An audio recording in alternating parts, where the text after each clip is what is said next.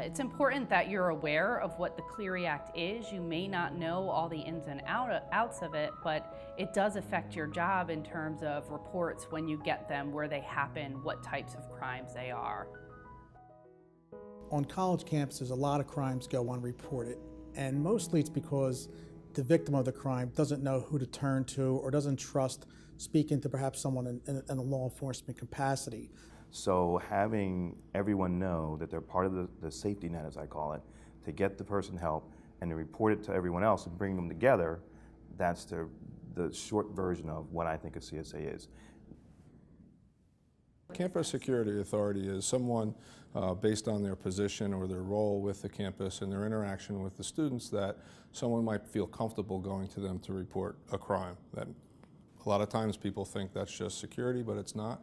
It could be an athletic coach that they feel comfortable with if something occurred. It could be an RA. It could be somebody who's responsible for enforcing the law. Athletic directors, Greek life personnel, so they're really coming in from everywhere. So as a public safety officer, you have to make sure that those connections are really clear.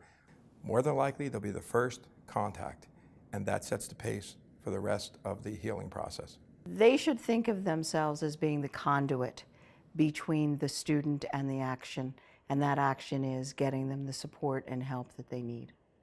They are sort of deemed very specially in most campuses as the people who really need to make reports once they learn something.